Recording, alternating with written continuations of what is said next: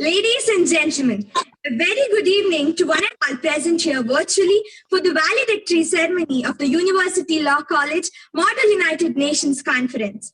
I, Siri Vanelli, feels privileged to be the masters of ceremony of today's event.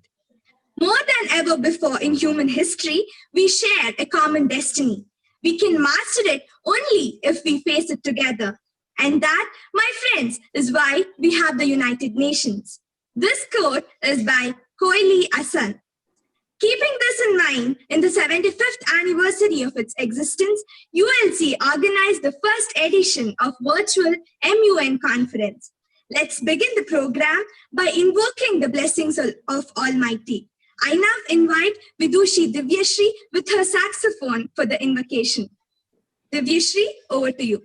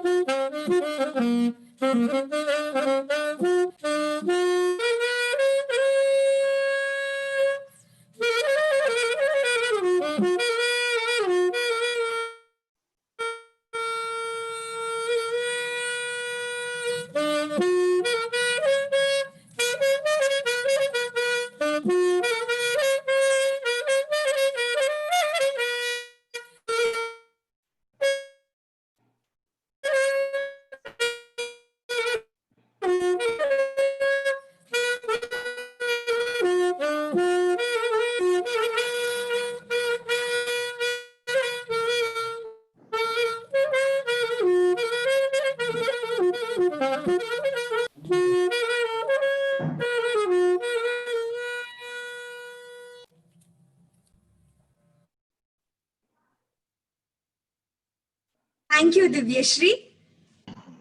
I now request Professor Dr. N. Dashrath Sir, Chairman, Department of Studies in Law and Dean, Faculty of Law, Bangalore University, to render the welcome address. Sir, over to you. Very good evening. Am I audible to all of you, friends? Yes, sir. Yeah, very, very good evening. Swagatam, Suswagatam to the valedictory function of the Model United Nations Conference organized by the University Law College and Department of Studies in Law, Bangalore University, Bangalore. Friends, the United Nations, a world body, has a history of diversity for opportunities for all the member countries of the world to participate in its deliberations. Hope for the best. India is not far away from an opportunity to have a permanent seat in the United Nations Security Council. The world is passing through a very special situation due to the COVID-19 pandemic, where countries all over the world have to address various problems in different sectors. Therefore, the role of the United Nations, especially the World Health Organization and other agencies of the United Nations, has been significant in addressing the special situation. In midst of all this health crisis, we have a number of human rights issues which are there that are arising in Armenia-Azerbaijan conflict, Israel-Palestinian conflict, Belarus, Sweden, and many other countries, where the United Nations is watching cautiously about the violation of civil and human rights in such countries. Ladies and gentlemen, there is a mad rush for a mad race for usurping power, occupying territories, occupying positions, and whatnot. But let us all be very cautious and careful and caution ourselves about the increasing temperature in Arctic and Antarctic continent, the devastating forest fires in Australia, United States of America, and other countries, the devastating drugs problems of the drug trade, and the devastating problem of floods in many countries of the world. So therefore, our attention towards these problems faced by many countries in the world, including our country, India also, where we have been experiencing heavy floods, the problem of locust insects. So therefore, the relevance and the importance of United Nations is growing higher and higher for all of us. Once the former United Nations Security Council General Ban Ki-moon rightly remarked that when he was the Security Council at that time, he said,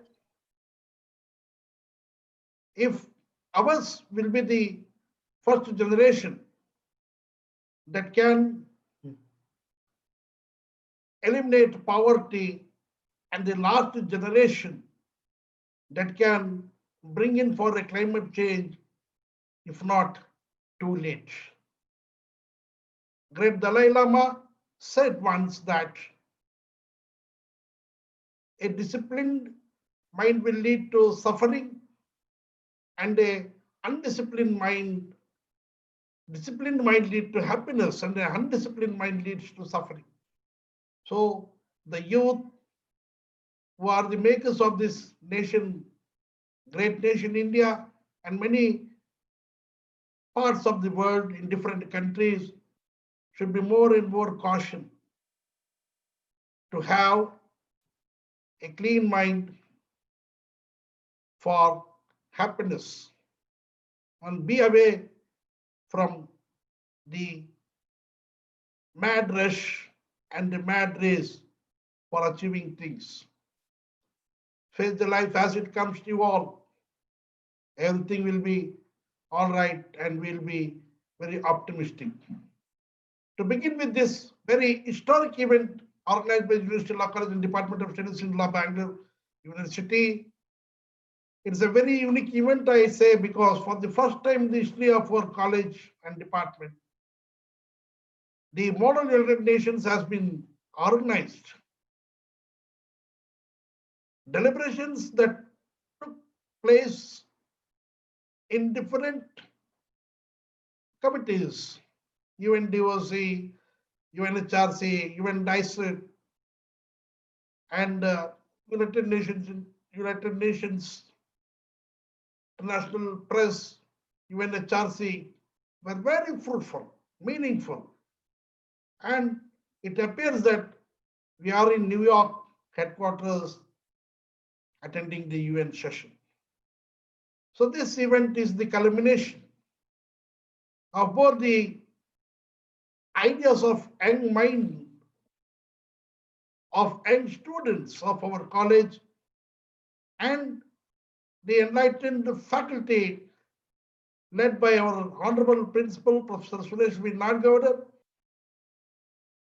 who is a leading spirit, a leading leader, who has been organizing functions from past for 2 months by organizing international workshops, national level workshops, special lecture series, and this is a very special historic event.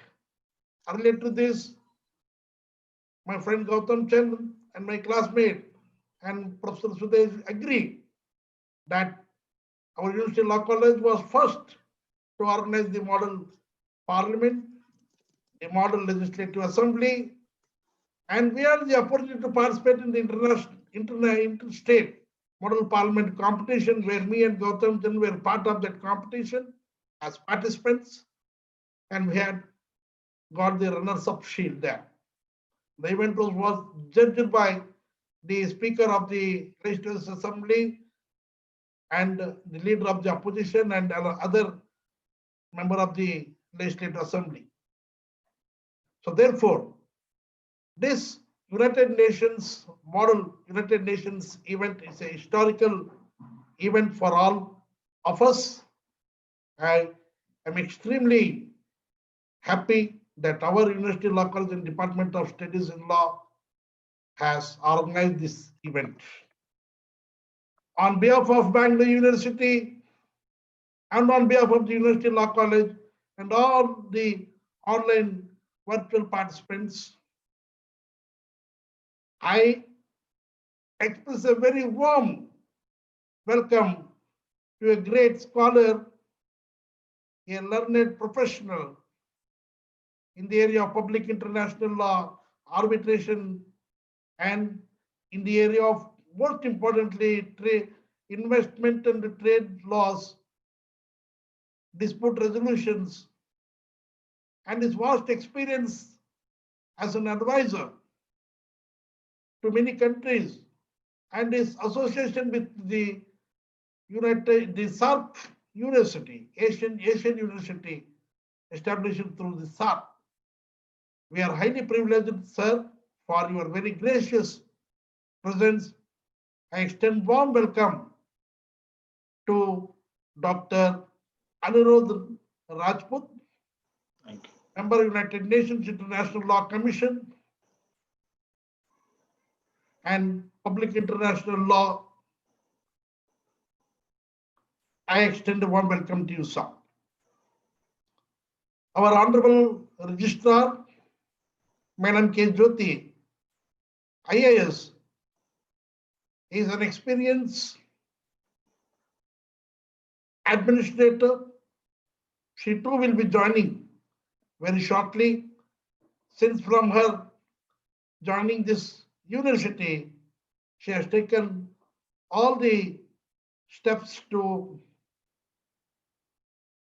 bring the things on the right track and help the administration to function in a very smooth manner. In absentia, on the behalf of Bangalore University, University Law College and Department of Studies in Law, Bangalore University, Bangalore, I extend a warm welcome to you, madam. I am highly privileged to welcome my own principal, former Vice Chancellor of RPDR University, Gadag, and a very able leader and administrator who is presiding over this function. On behalf of Bangalore University, University Law College and Department of Studies in Law, extend a warm welcome to you, sir. Thank you, sir. Thank you very much. My friends and colleagues in the department who have been working. Professor V. Sudesh, the co-director of this event, along with me. The coordinators of this event, Dr. Satish Gauraji, Dr. Jyoti Vishnaji, Dr. L. Chandrakantji, and the members of the non-teaching staff, the members of the Academic Council of the Bangalore University, the members of the syndicate, the members of the press, and most importantly, the student friends who have been working from past 1.5 to 2 months very hardly for organizing this very memorable UN model event led by Mr. Naman Vankadari, Mr. Vinay, Mr. Ajit, Mr. Surajit, Niharika D'Souza, Mehima, Rohit Sharma, Harita, and so on. Sorry if I have left the names of any persons who have worked for this various committees. Thank you. I extend a warm welcome to all my student friends also. But then, sir, a very important guest is there in midst of us. I took it in the last because I had to bring more attention about this very special guest, Mr. Midst of us.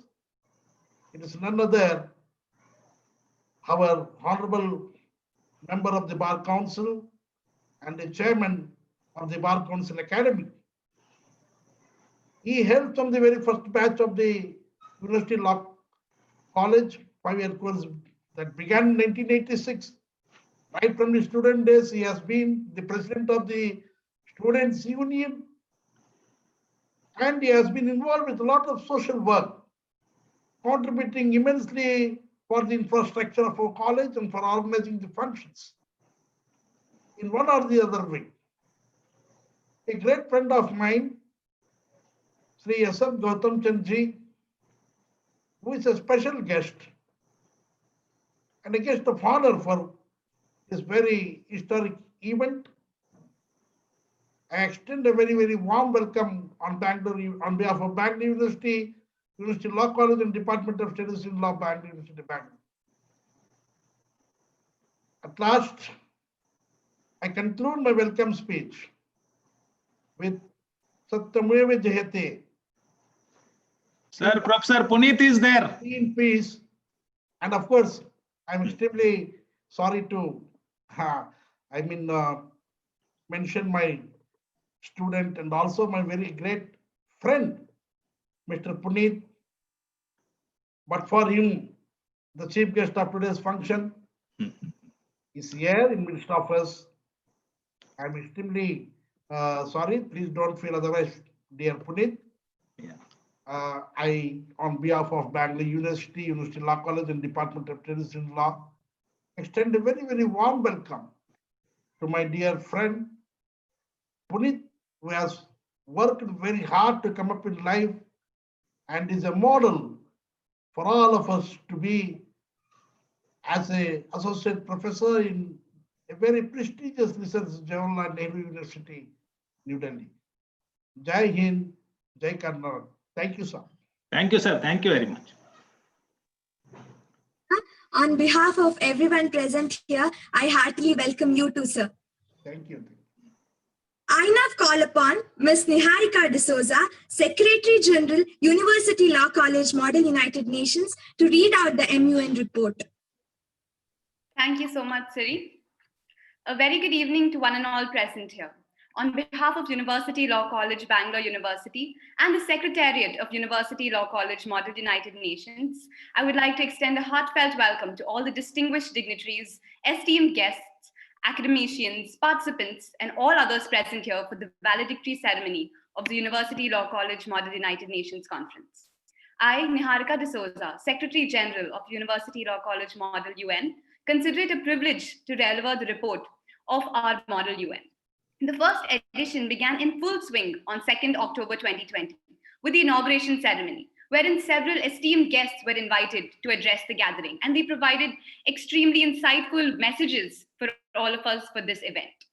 ULC MUN has also collaborated with various esteemed offices such as the United Nations Information Center for India and Bhutan. We have collaborated with the MUN Refugee Challenge, the Education for Justice Initiative of the UNODC, and the UN 75 Initiative. We've also been gratefully sponsored by the University Law College Alumni Association, and we're truly grateful for their support. University Law College MUN also prides its knowledge partners, Manupatra and National Book Trust India. However, this MUN took shape over a month ago, with the members of the Secretariat tirelessly burning the midnight oil to deliver all that we see today. From designing to researching to marketing, social media and otherwise, handling all the technical aspects, the team has always delivered their best, and it truly was an honor working with them. We would also extend our heartfelt gratitude to all the faculty members of University Law College for all their support and guidance to make this event a success. Coming to the committees, the executive board and the delegates have been phenomenal, and we were truly honored to host them. The very able, versatile, and energetic executive board members efficiently directed the committees to enhance discussions on global issues. With several first-timers making their debut in this model UN, this conference was truly a learning experience, not just to understand complex agendas, but also to understand how model United Nations work. The United Nations General Assembly, to begin with, which was chaired by Mr. Chinmay Prasanna and Mr. Ishwar Chava, deliberated upon the nuances of the JCPOA. And the committee members, the delegates, treaded very well on their foreign policy to come up with the draft resolution to make deliberations and comprehensively understand different nuances of this agenda. The committee came up with a resolution which balanced security interests and towards nuclear disarmament. We truly had a very interactive session in the committee. Next, we come to the United Nations Human Rights Council. This was presided by Mr. Amitesh Dhar, wherein the agenda, countering toxic narratives about refugees and migrants, was discussed. The delegates provided insightful and comprehensive solutions to combat prejudices, and also stated very good solutions to make education more accessible to the refugee children to help them associate better with society. They also gave insights on how these refugees have to be understood to be in a vulnerable position in society, and hence there's a need for structural change in international law to better accommodate them. The United Nations Office on Drugs and Crime, chaired by Mr. Naman Bangtari and Mr. Anurag Dwibashyam, simulated intensive discussions on the criminal justice reforms, with emphasizing on the reformation in police structure, prison reforms, and other alternatives to imprisonment. The delegates actively participated and diplomatically formed several blocs to put forth their their respective countries' stance and reach amicable solutions. The solutions aimed at improving the conditions of women, juvenile justice system, and also cater to the mental health of all those within the system, among various other solutions. The international press did a commendable job in reporting and recording the events of the committees and conducting interactive and high-intensity press conferences, keeping the delegates on their toes with each and every question. The international press will also come up with a newsletter showcasing the events of the ULC MUN. The participants actively observed all sessions and critically analyzed and submitted various articles and op-eds and conducted polls on the same. Finally, coming to the UN 75 dialogue session. This was a platform to discuss various global issues with reference to the Sustainable Development Goals. What started as a 1-hour event went on to become a 2-day event due to the active and commendable participation by all those who registered. The views and opinions presented contributed to make the event very intellectually stimulating and engaging till the very end. And that brings us to the end of my report. It was truly an honor to host all the delegates and participants who came here to be a part of the ULC MUN. And we truly look forward to host you again for our next University Law College Model United Nations. Thank you very much. And I wish all the delegates the very best, because I'm sure they're all excited to hear the results of the deliberations. Thank you. Thank you. Thank you, Niharika. Today, we have with us Dr. Aniruddha Rajput as our chief guest. It's my privilege to introduce her to you all. Dr. Aniruddha Rajput is a member of the UN International Law Commission. He was the chairperson of the drafting committee for the 69th session of the ILC in 2017. His areas of expertise are general international law, dispute resolution, boundary disputes, law of the sea, international investment law, and international trade law. He has advised governments on proceedings before the International Court of Justice, private clients on proceedings before the proceedings under the Alien Tort Claims Act before the US courts, and human rights and other public international law litigation in the Supreme Court of India. He has taught courses in international law at several universities and presently serves as a member of the board of the studies of the South Asian University created by the South Asian Association for the Regional Cooperation Countries. He was a member of the study group constituted by the Law Commission of India on the 2015 Draft India Model BIT and a member of the 5th Haryana State Finance Commission constituted under Article 243 I&Y of the Constitution of India. His recent book, Protection of Foreign Investment in India and Investment Treaty Arbitration, was published by Kulwa International. During 2017, he was a practitioner in residence at the Berlin Potsdam Research Group International Rule of Law, Rise or Decline, based at the Harvard University, Berlin. Sir, I request you to address the gathering.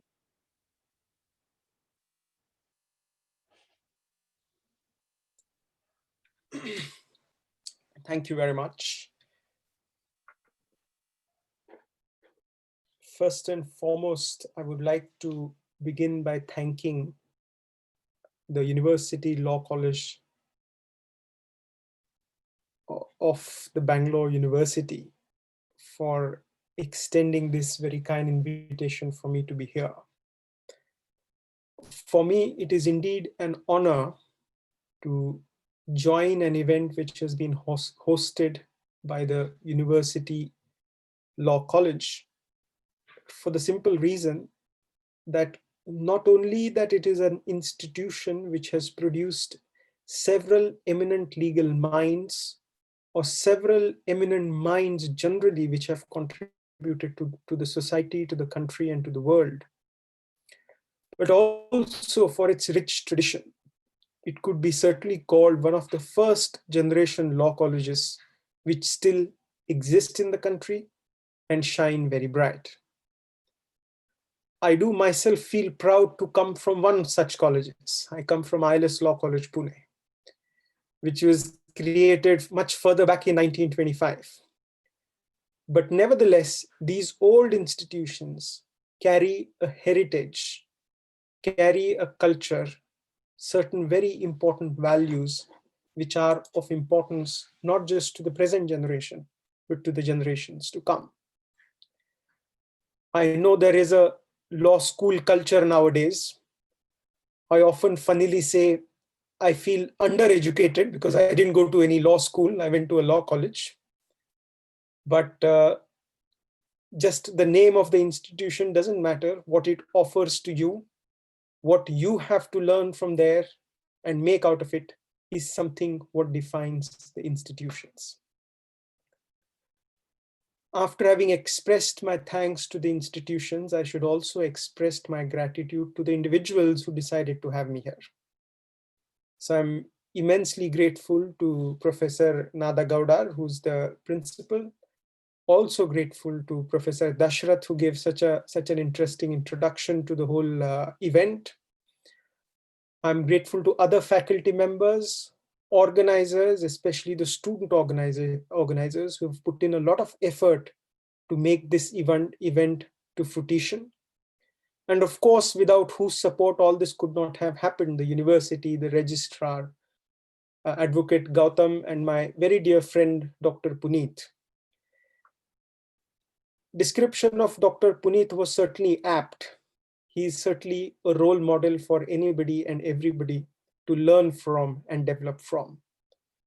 So I'm indeed very much delighted to be here amidst you all and having this opportunity to share some views with you all. I do understand the task of a person at a valedictory function is slightly difficult, because those who have spent 2 days, 3 days working very hard, using their intellectual strengths without getting tired to contribute on some very important issues, and they're waiting for the last moment when the results are announced and they all can go happily home. And here is one human being which is made to stand in between they and the happiness. And then the challenge is the person who stands in between and obstructs the happiness is also expected to distribute some wisdom. So there is an additional problem. Firstly, you are making people unhappy, and then you have to give some wisdom to them as well. So it almost sounds like an Ayurvedic medicine, which is extremely sour and bitter. But just as an Ayurvedic medicine is sour and bitter, nevertheless important, it cures your problems from within and forever. Likewise, I think the job of somebody who is giving the valedictory function is to express some fundamental views, some views which are more essential of the topic, which should not be lost sight of while one is celebrating his or her 3 or 4 days or even 2 days hard work. With that spirit, I wish to make some remarks today. It is indeed a moment of celebration. The United Nations is celebrating 75 years. 75 years is indeed a long time, although in the history of an institution, it is not considered to be very long. But if one compares it to the League of the Nations, which existed between the First and the Second World War, certainly there are far more reasons to rejoice and celebrate 75 years of the United Nations.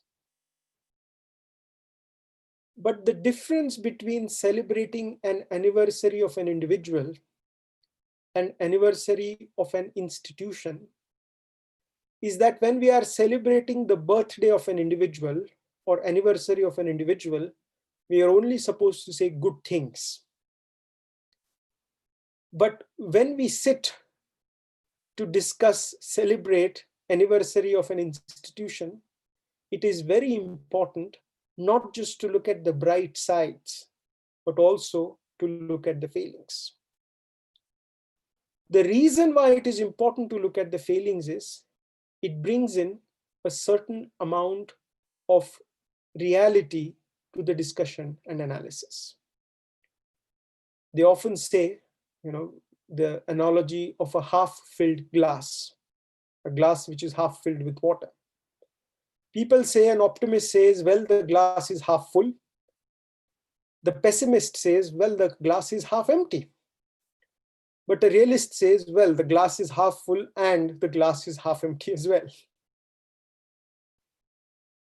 One has to be optimistic in life, but one has to be aware of the challenges and drawbacks and lacunas of the institutions as well. What I want to do today is to take you first from the empty glass, then take you a bit to the full glass, and then tell you, or probably give some ideas, because I can't tell you, I can give some ideas. I can do some loud thinking. And do some loud thinking about how to fill the rest of the glass, which is still empty. So filling the rest of the empty glass is in your hands. That is to be done by you. But I hope whatever experience, I hesitate to call it wisdom, but whatever little experience I have gathered over the years by observing, reading, trying to understand, analyzing, I'll make some comments in the time that I have for me to speak today. If we look at the creation of the United Nations, you would come across two theories. One is a rosy theory.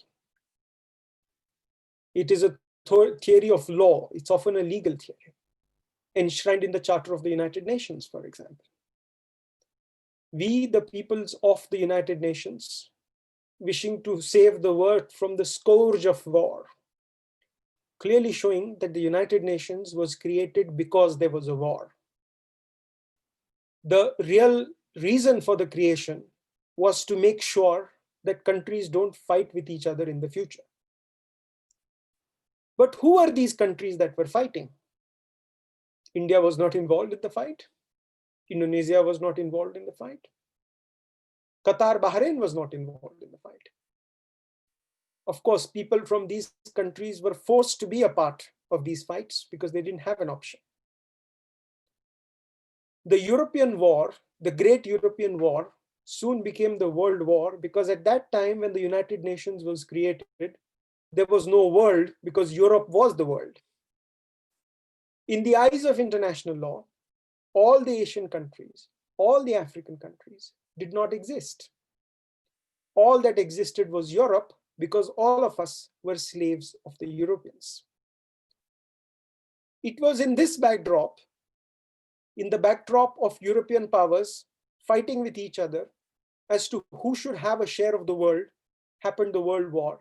And then to make sure that there is no further fighting in the future, the United Nations was created. One of the most shocking things of the United Nations is the Trusteeship Council. The Trusteeship Council is continuation of a legacy of the mandate territories under the League of the Nations. If one reads the terms of the Trusteeship Council, one feels very shocked and sorry. Because Trusteeship Council is nothing but a way of saying that till certain peoples become competent to govern by themselves, we have some more competent peoples telling them what to do, what not to do. So countries like Australia, United Kingdom, and others, Western powers, who wanted to hold on to their former colonies, decided to train the rest as to how to become independent, how to run countries in the future. So it was an exercise in training. It is a big scar on the construction functioning of the United Nations. But what we cannot forget at the same time is the genesis of the United Nations is in the Atlantic Charter Treaty. I doubt if it can be called a treaty, it's actually a charter. It was called a joint declaration, declaration of two heads of states. The then President of the United States of India, Roosevelt, and the then Prime Minister of United Kingdom, Churchill. They both got together on a ship in the Atlantic Ocean. They had 11 secret meetings where nobody was allowed. Only two leaders, world leaders sat. Two world leaders sat and decided what is to be the fate of the world. The fate of the world, according to them, was to be that there has to be a General Assembly where the rest of the world can come and sit and talk and do whatever they feel like. None of what they do is binding.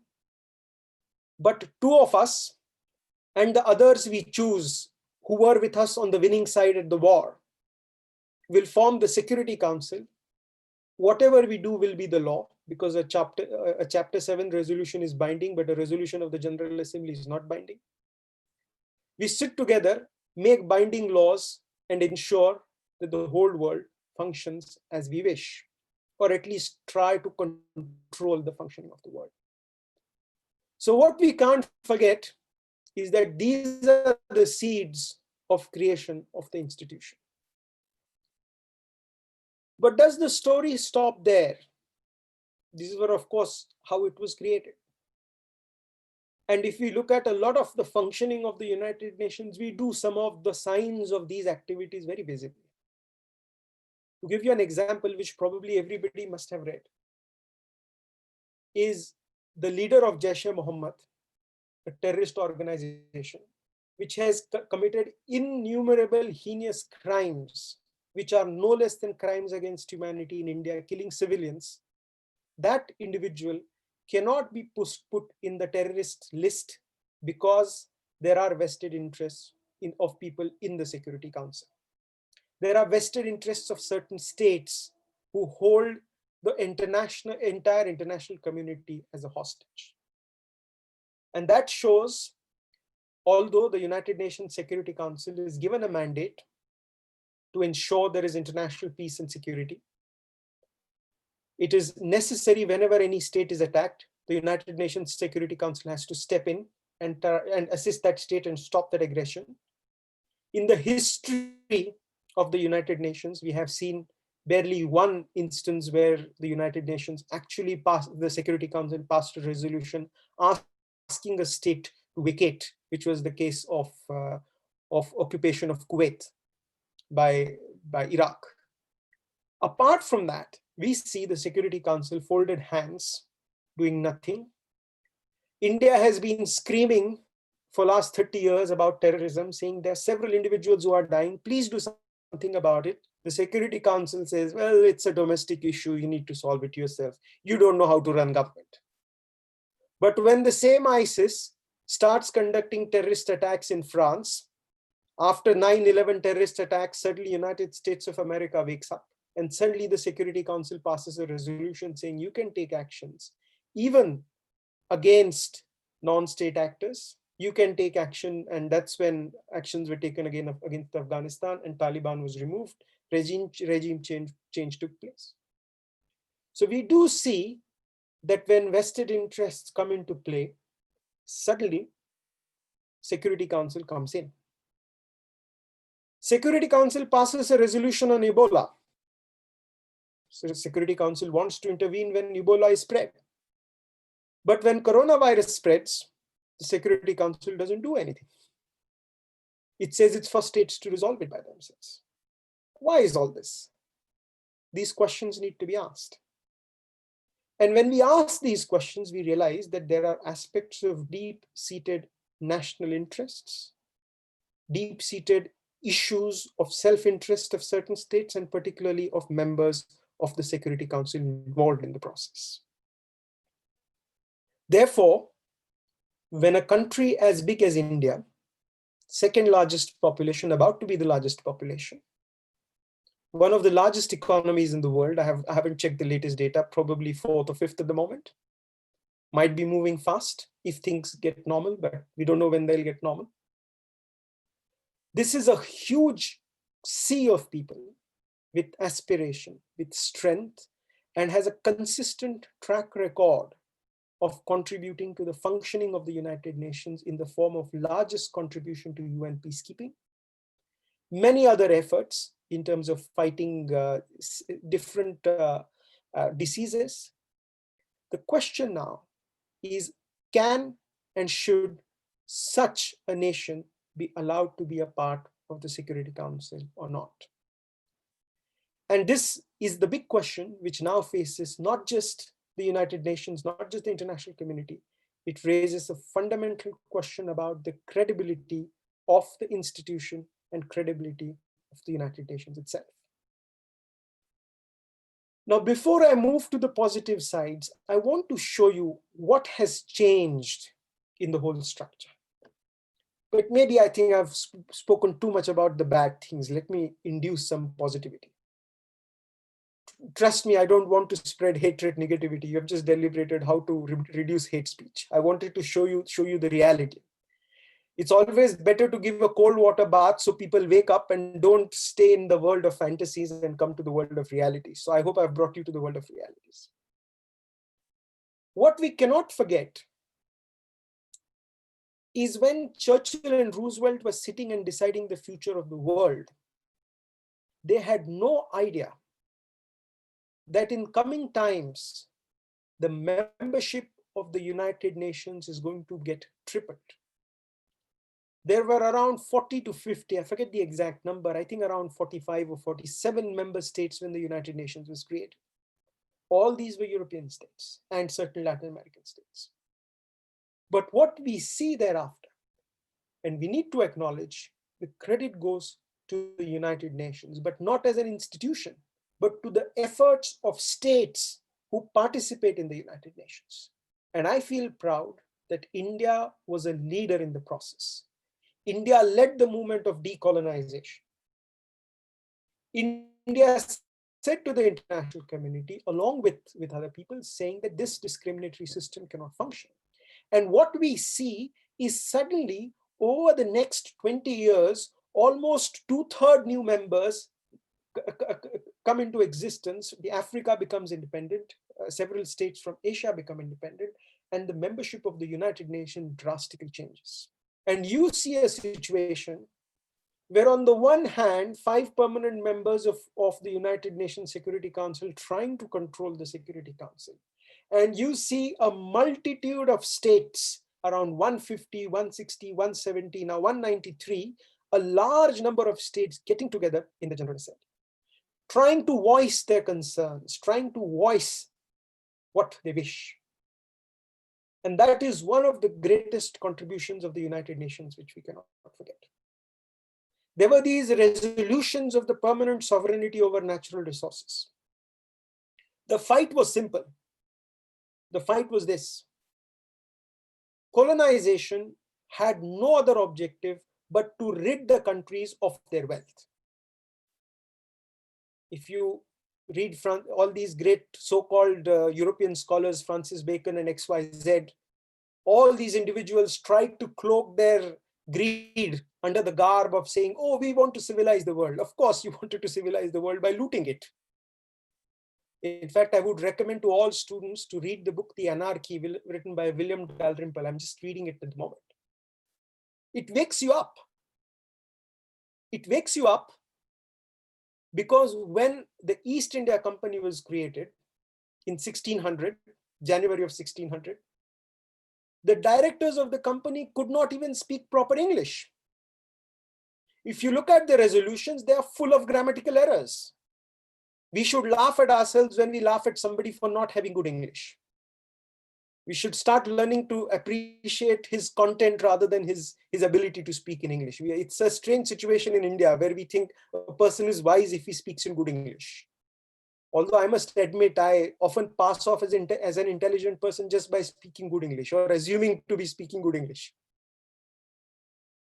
But if we look at the East India Company, the creation of East India Company, the East India Company had nothing to offer to the world. They had nothing to sell. British people had nothing to sell to the world. When Britishers came to India, when the first East Indian Company ship came to India, Captain Hawkins was the first person who came to Surat. This gentleman came on 28th of August, 1608. When he came here, he was just shocked. And he had to pretend to be an Arab tradesman to get an audience with the king, and who was Jahangir, the Mughal emperor then. The time when the Britishers came to India, India had 100 million population. It was 1/5 of the total population of the world, and it was contributing 1/4 of the total global production. It was 25% of the global production. Just like today China is, it's the industry of the world. They produce there. You name it, the cloth, gems, everything was produced in India. And the story goes that when King James I decided to send his ambassador, Sir Thomas Roe, to India, he had to wait for several months to just get an audience of King Jahangir, Emperor Jahangir. Because England was one of the most trivial, inconsequential corner countries who nobody cared about. The Dutch were much richer. The Portuguese were much richer. The Spaniards were much richer. All this country was known for piracy. All they did, and it's interesting that in 1800s, they made piracy a global war when they came to power. But they are the ones who were privateers, who used to attack ships, the Spaniard ships, steal from them and take it back to England. This is recorded history. And I deliberately gave you the reference. If it was some Indian author, people would have said maybe it's imagination. But when I say it's a British author, William Dalrymple, then suddenly everybody would say it must be true. That's a colonized mentality, which we all suffer from. And if we suffer from a colonized mentality, then we become apes of others. We simply copy others and feel proud about ourselves. So we need to decide whether we want to feel proud about people like this. Of course, they've made a contribution. I'm not disregarding what they've contributed. But they didn't contribute for our betterment. They've contributed it for themselves. At that time, Jahangir used to earn 100 million every year. He was the richest emperor, richest king in the entire world. He was the person with the highest income in the world. Today, where are Indians in the highest income list? Some of them are, but others are not. Today, we are struggling against poverty. And don't forget, Jahangir himself came from outside. His ancestors came from Samarkand. So before him, there was several loots happened and then this remained. So you can imagine how the rich country culture was. Why I tell you is we need to be aware of our history as well, because that's what is going to define us. And now this country, impoverished, this country, despite these experiences, participated in the United Nations. And that's the beauty of India. And that's the beauty of our people, of being nice people. There is a very nice description of the celebrations of 15th of August on Rajpath at night. I think everybody should read that description. It's in the book called Indian Summer. It's a fantastically written book. And the story tells you that although Mountbatten was ruling us, his people had taken away innumerable amount of money. Despite that, on the streets of Delhi, there was so much celebration. He came out and people took him on their arms and danced with him, also making him a part of our celebrations. After 200 years, we had achieved this independence. So what it shows, and that's the reason why we joined the Commonwealth. Unlike some African countries where people were kicked out, after that there were very bad treatment of people who ruled. But we have continued to have a good relationship despite the horrible experiences we have. What it means, and why I give this example is, despite bad experiences, we need to look at the brighter side.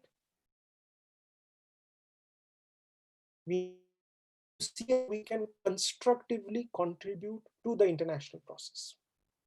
So while on the one hand, the objective of the United Nations was to create a global governance which reserves power in the hands of few, there was this movement of decolonization where several countries got together and tried to bring about a change to whatever degree they could. Even today, when you meet some African diplomats, you feel the anger. They feel we haven't got what we deserve. Why is it some XYZ European countries have more importance than us? It's an absolutely valid question to ask. And if they want to make a difference, which they need to make a difference, they need to make a difference by increasing their potential, increasing their understanding of the functioning of these institutions and trying to contribute more vigorously. I told you the historical creation, the problems, the way in which this institution was created. This makes some of us, many of us, angry about the institution or say, oh, this is useless. Why are we participating? No, that's not the answer. Irrespective of the flaws with which it was created, irrespective of the flaws that it continues to have, it can't be forgotten. It is a forum for discussion. It is a forum for exchange of ideas. It's a forum for the world to get together and to take collective action. It's all about how effectively that forum is used. All states use it for national interest. We should be wise enough how to use it. Swatantraveer Savarkar had said once, he said, if the world decides to erase borders, we would be the first to erase our border. Because being global is in our nature. Being global is a very fundamental aspect in the DNA of Indians. I was following some Vedic courses. I was trying to learn about Vedas. It's a sad story. Being an Indian, I don't know about Vedas. And I had to learn it in English because I don't know Sanskrit. And I was being told, I was following the lectures, and the lecturer told us that in Atharva Veda, there is a Prithvi Sukta. Prithvi Sukta means prayer to Mother Earth. And the professor told us, today we speak about environmental ethics, protecting the environment. Here is the lesson. Prithvi Sukta says, this earth is my mother. I have to behave in a manner which is non-exploitative. I don't have to treat it as a property.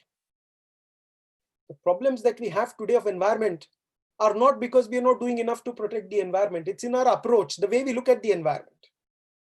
We look at the environment as a property, as a means of exploitation for our prosperity. How much prosperity? It's nothing else but greed, as Mahatma Gandhi said. It's not need, we are satisfying our greed.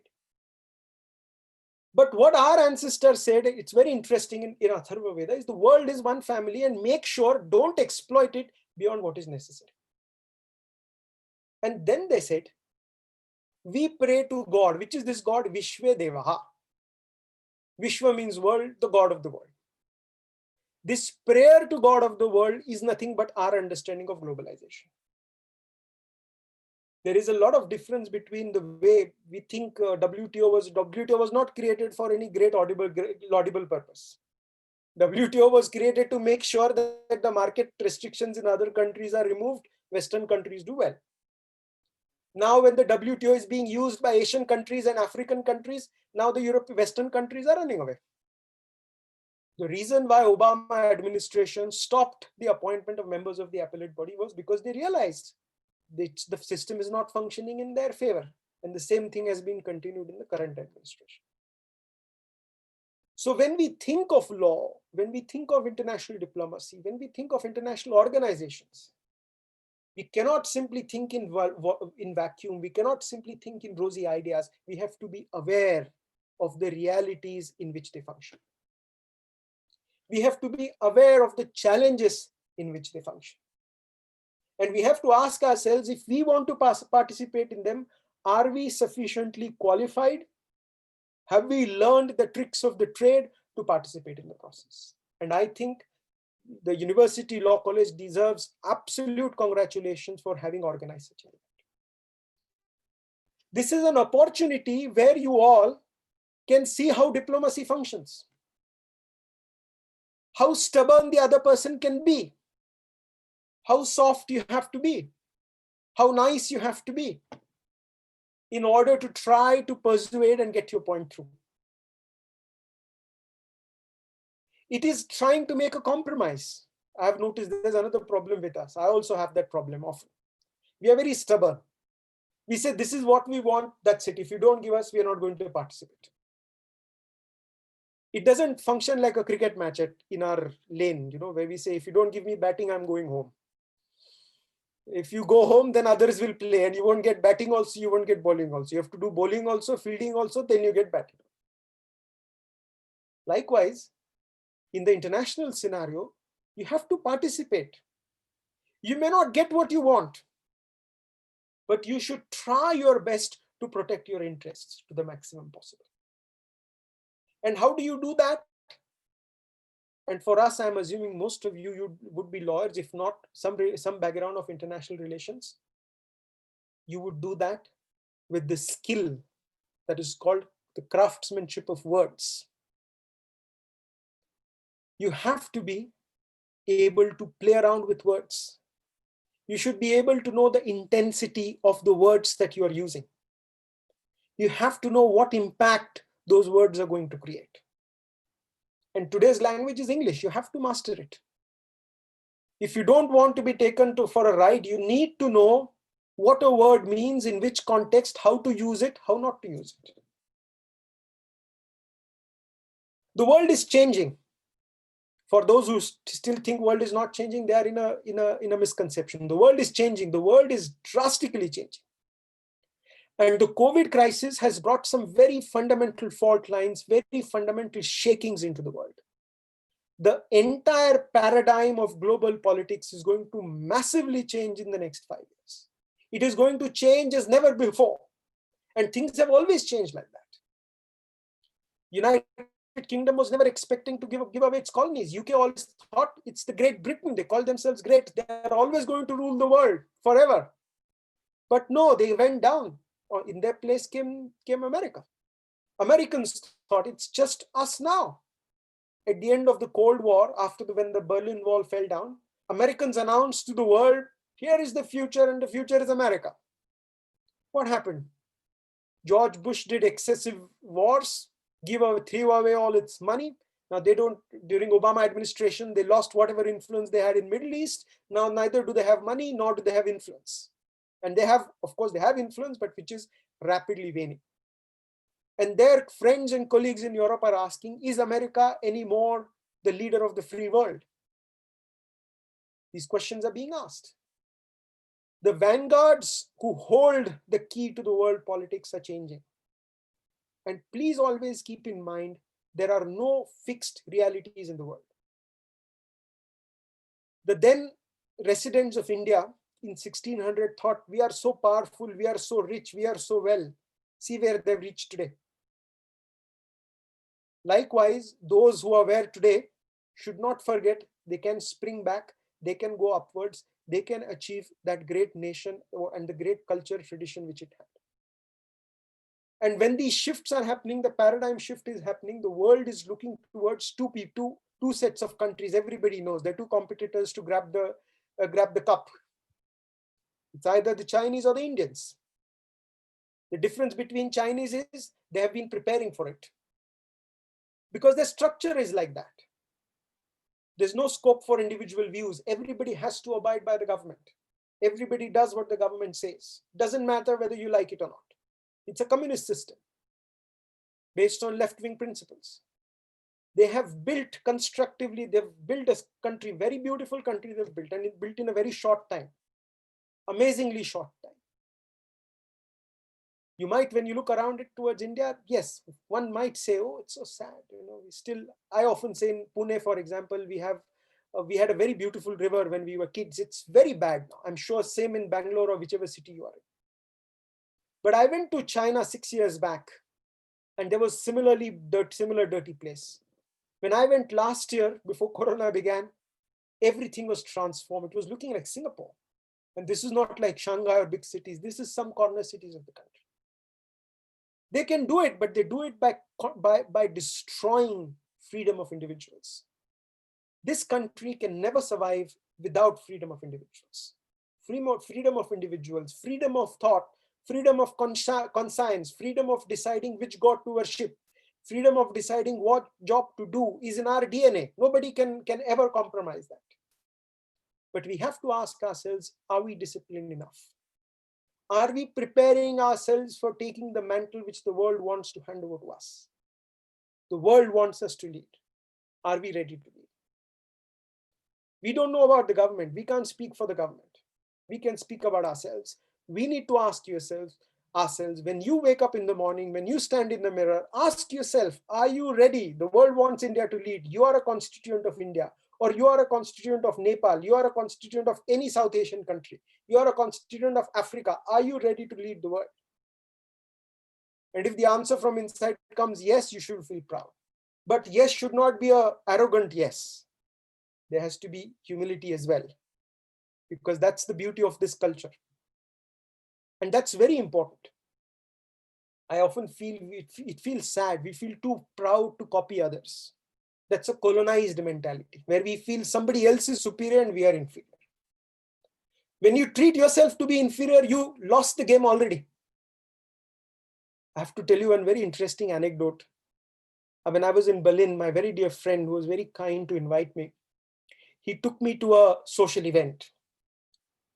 And there was a historian friend who studied with him in Geneva. His historian friend asked me, because I'm a member of the commission, we meet in Geneva every year for 3 months.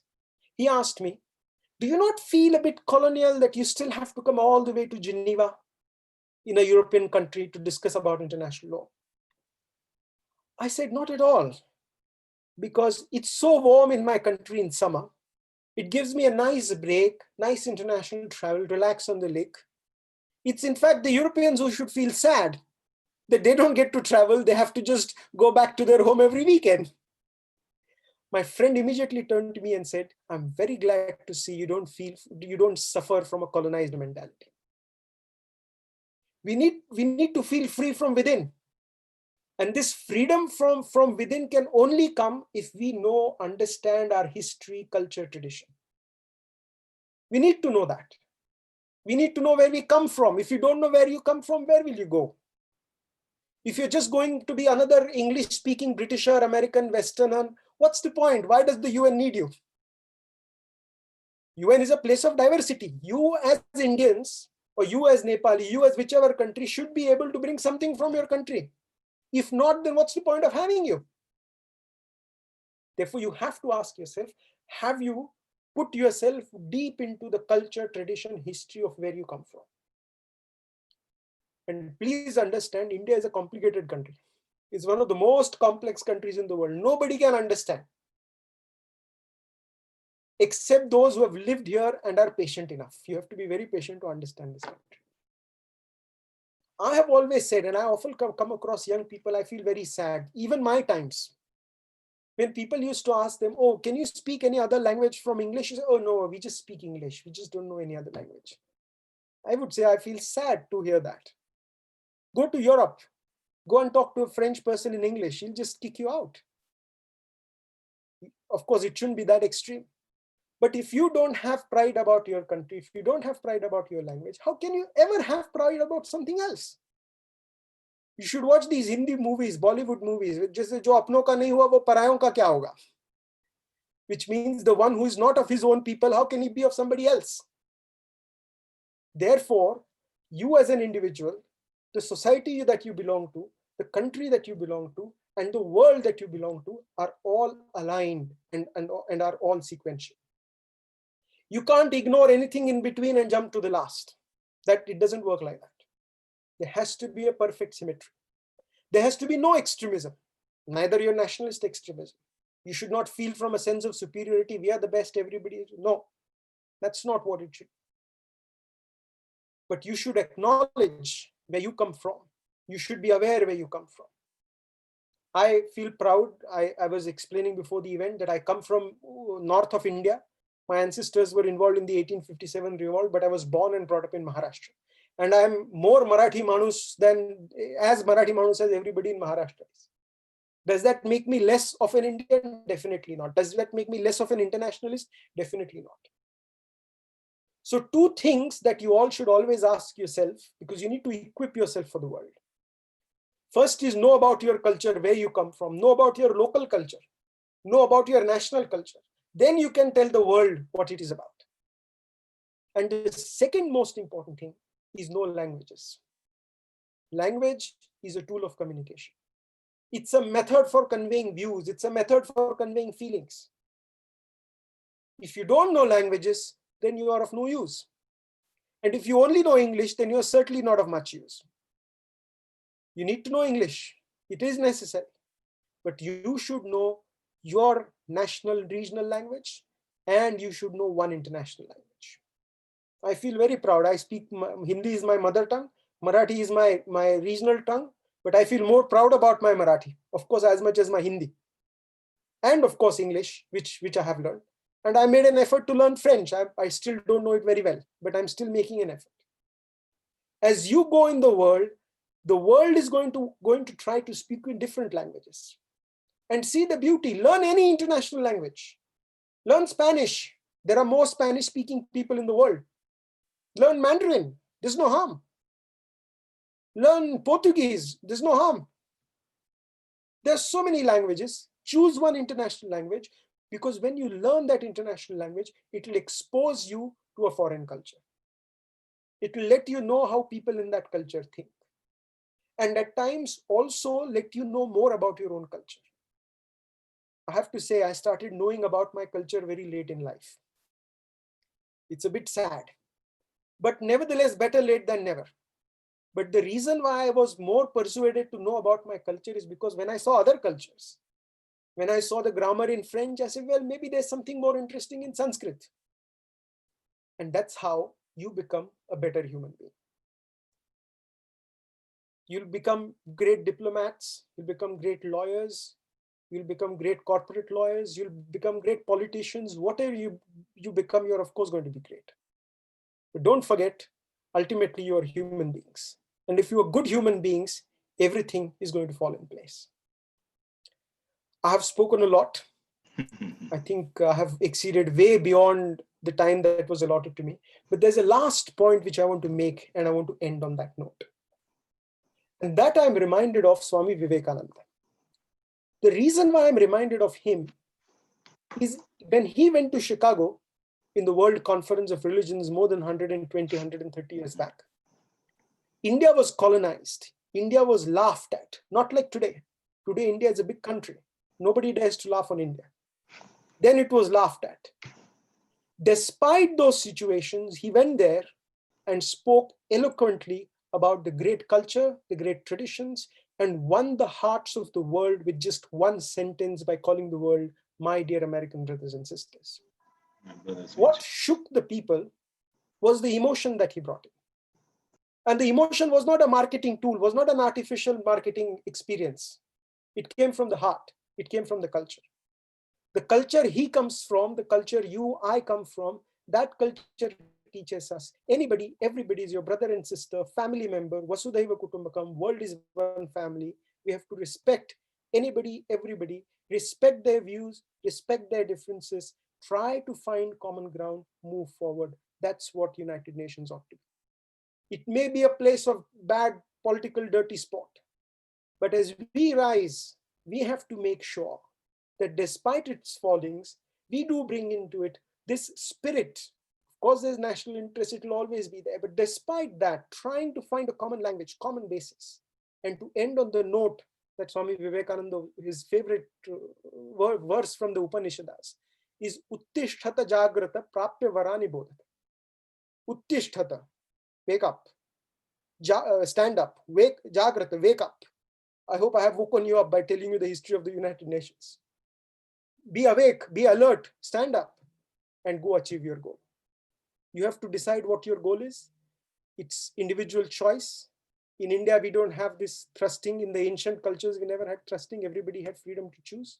I'm confident you'll make your choice wisely. You'll make sure your choice is a balance between your individual interest, social interest, national interest, global interest. And I hope you all contribute towards a more prosperous, happy, and fantastic world. Thank you very much. Thank you, Anirudhji. Thank you very much. Thank you so much, sir. You truly inspired us by your speech. It's my privilege to introduce Sri Gautam Chand to everyone. Born in Shikaripura, Shimoga district, Mr. S.F. Gautam Chand studied in Kannada medium till 2nd PU at government school and colleges at Shikaripura. Thereafter, Mr. Chand moved to Bengaluru and pursued his BA LLB in the first year 5-year batch at University Law College, Bengaluru. He was the president of the University Law College Students Association and had organized and participated in Model Parliament and State Assembly as opposition leader and speaker.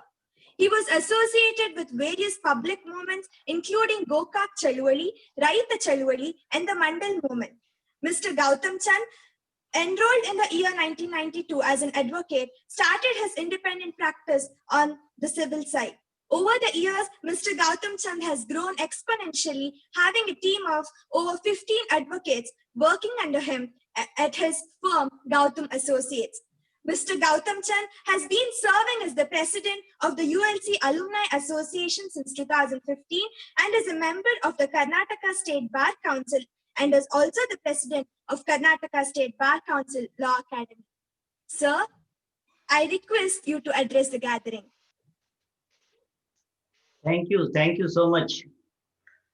I don't know whether I deserve such a warm introduction.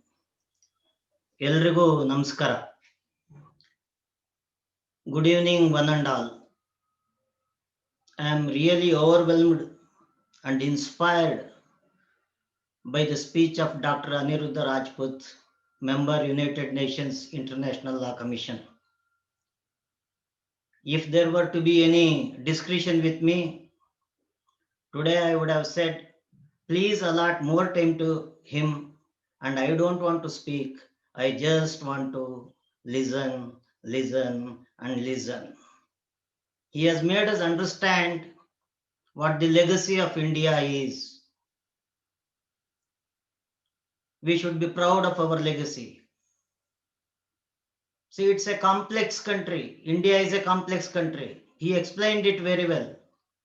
It is not one nation, one people. The general concept, nation state concept is one people, one nation. We are hundreds of people and one nation. Unity in diversity.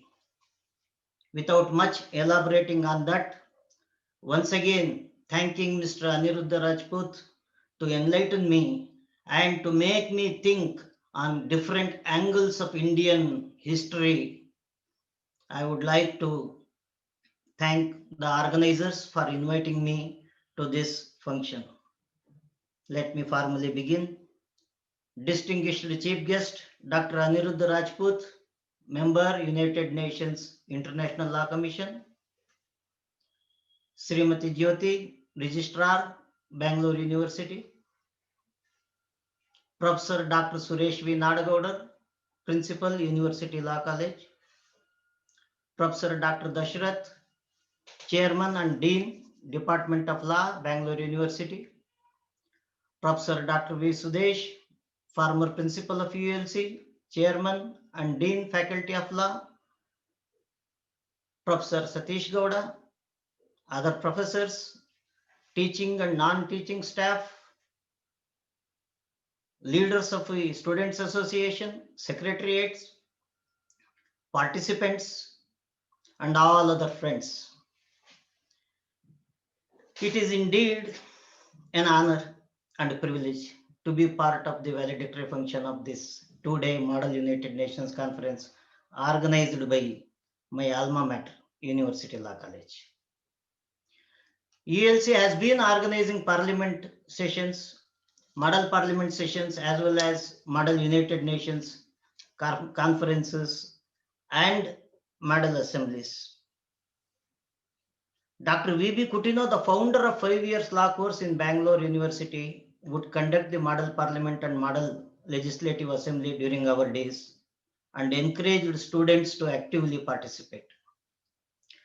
Memories of my participation and organizing these model parliament and legislative assemblies are fresh even today.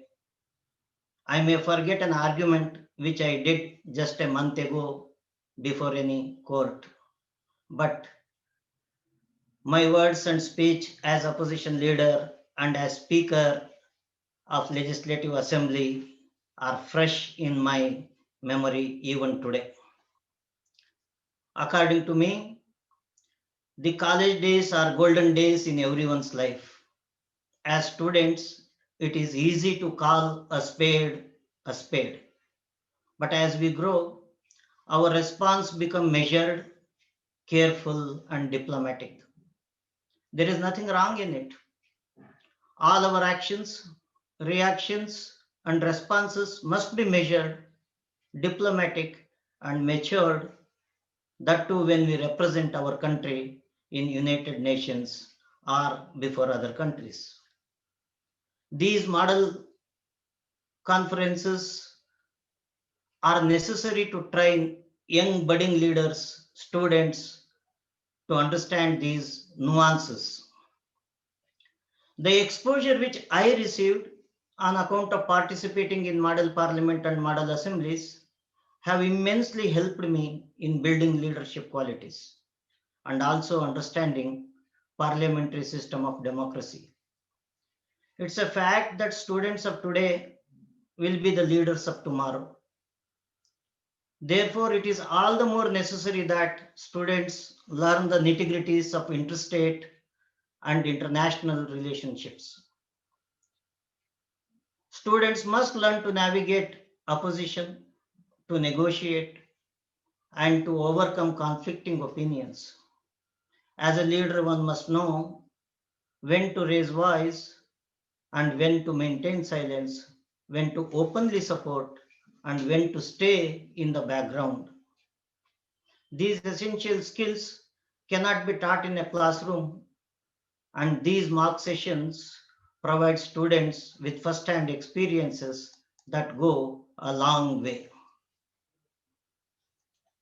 Though there is nothing left for me to speak on United Nations, because you have heard this scholar about United Nations, even then, I think it is appropriate to speak a few words on United Nations. United Nations, which was established in the aftermath of Second World War as a substitute to the League of Nations in order to prevent future wars, had 4 major objectives, that is, to maintain international peace and security, protecting human rights, delivering humanitarian aid, promoting sustainable development, and upholding international law. In my view, the functioning of the UN in achieving these objectives is far from satisfactory. I may be considered as pessimist. As Dr. Aniruddha Patel said, we must look at its achievement also, but he has dealt with the subject in detail, and therefore I'll just say the shortcomings of our country and the shortcomings of United Nations. The veto power of the permanent members of the Security Council is the main stumbling block in achieving world peace. Today, non-state actors like terrorist groups are sponsored by some rogue states with the tacit support of one or the other permanent member of Security Council, virtually making United Nations a toothless tiger. The aim of providing security for every sovereign nation is being ridiculed by the powerful nations. The conduct of the permanent members of the Security Council manifests that might is right. Dr. Anirudh Patel explained it. That is why I keep on telling wherever I go, we must be powerful. There must economically, a nation should be powerful to be heard in international arena. For instance, though the Permanent Court of Arbitration established under UN Convention has held that China has no exclusive claim over the islands in the South China Sea, China continues to flex its muscles and assert its claim in utter disregard to the claims of other small South Asian nations. It may not be out of context to mention herein that India not pursuing the opportunity to become a permanent member of the Security Council during 1950s was a blunder. I may be wrong, but it is my perception. Maybe the facts and circumstances prevailing then in the country did not permit our statesman prime minister to foresee the importance of the permanent membership and the veto power.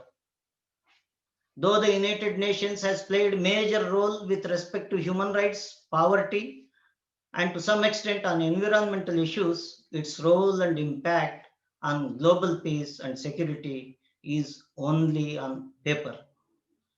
World peace cannot be achieved unless there is absolute disarmament of nuclear weapons. The process has become a mockery, and all nations are in a race to manufacture more and more nuclear weapons to destroy humanity. The war drills in South China Sea, the face-off between India and China, and the gory war between Azerbaijan and Armenia make it manifestly clear that we are on the brink of Third World War. But United Nations is not in a position to avert or prevent another world war. Without being disrespectful to anybody, this organization requires, that is United Nations requires reconstruction, and the charter need to be rewritten to suit the present day world order. And that is why it is necessary for all youngsters to study the United Nations Charter, evaluate and deliberate as to what are the modifications and amendments required to effectively implement the objectives of the United Nations.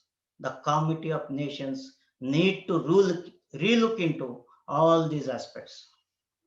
With these few remarks, I would like to conclude by congratulating my alma mater and its faculty for having successfully organized this year's MUN.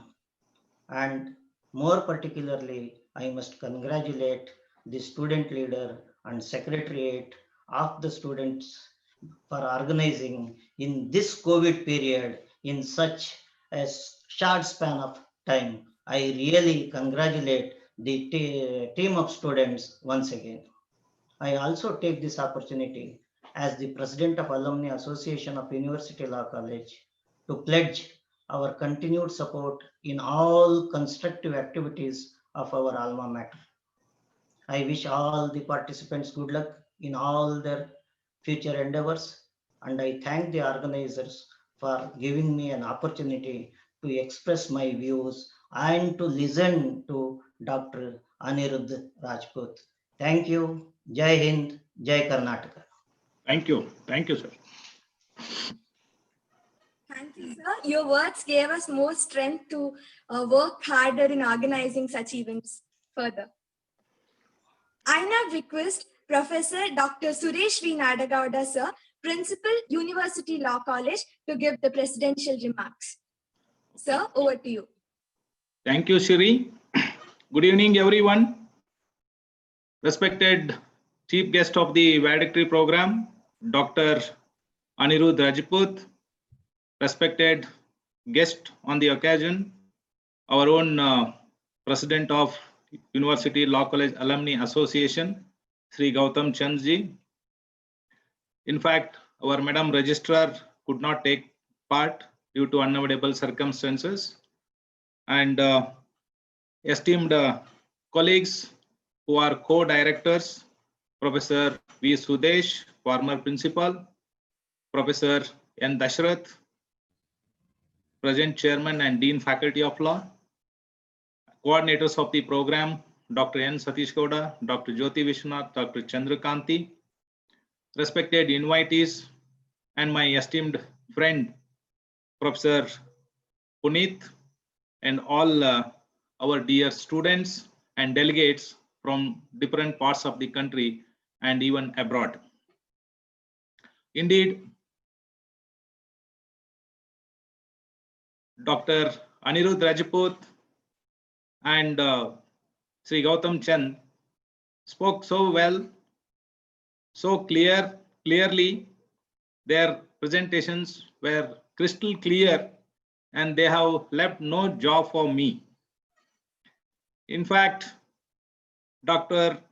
Anirudh Rajput has highlighted the failures of the United Nations organizations, more particularly with regard to combating terrorism and even other such discriminatory approaches. And in fact, he has also narrated the positive aspects of United Nations organization. And indeed, he has also traced the history of India and referred to Vedas and offered some Vedic solutions to the present day problems which the humanity is facing. Indeed, I am really grateful to Dr. Anirudh Rajput, who has been kind enough to accept our invitation at a very short notice, of course, for which I must also thank our friend Dr. Puneet, who has in fact coordinated and helped us to have Dr. Anirudh Rajput with us. And I request you to kindly continue your support and do continue your association with University Law College.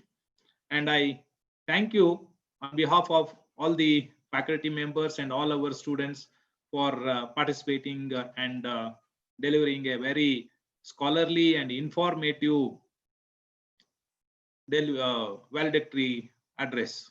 And I also thank our President, Alumni Association, and also he has recently become the chairman of the Law Academy of Karnataka, Karnataka State Bar Council Law Academy. I also take this opportunity to congratulate him on behalf of University Law College, and he has immediately after taking charge has initiated several academic and other law related activities, and he has made the institution very vibrant. And indeed,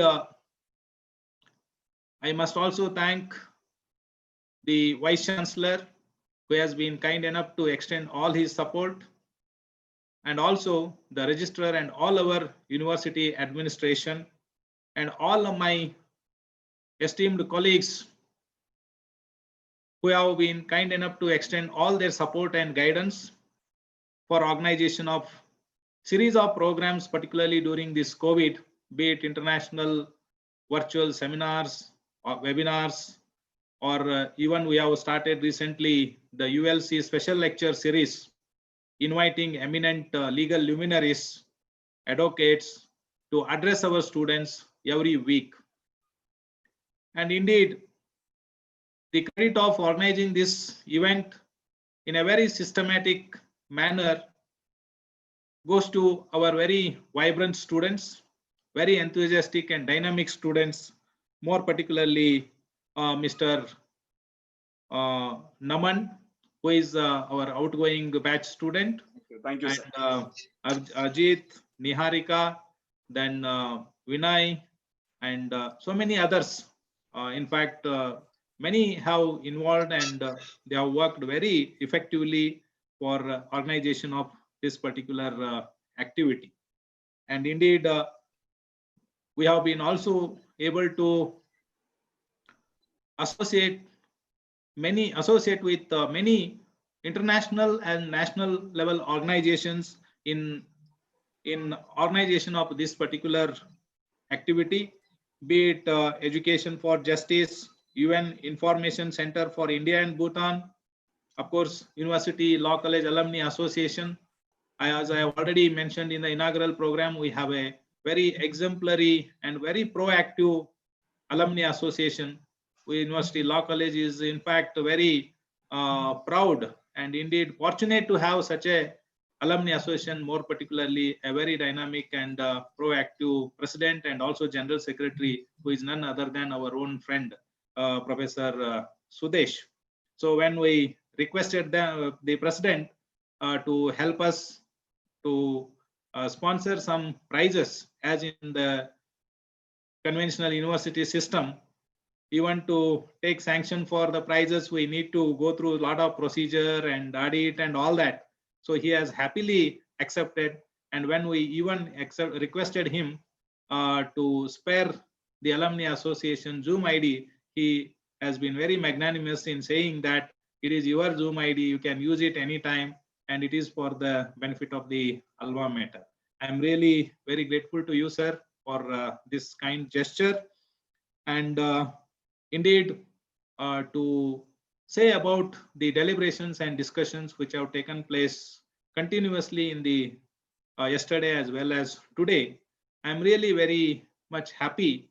And indeed, they have been organized in a very systematic manner.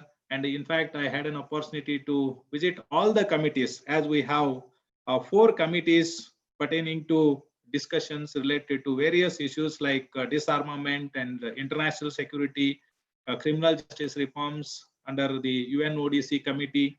Then UNHRC committee dealt with various human rights issues. Then UN 75 dialogue, they have discussed about various sustainable development goals which have been adopted by United Nations Organization in 2015, which are to be realized by 2030 for enhancement of the welfare and well-being of the all human beings of every member nations of the United Nations. And indeed, as Mr. Anirudh, Dr. Anirudh Rajput has rightly pointed, that one should have a lot of love and respect for their own culture, their own tradition, their own literature, their own language.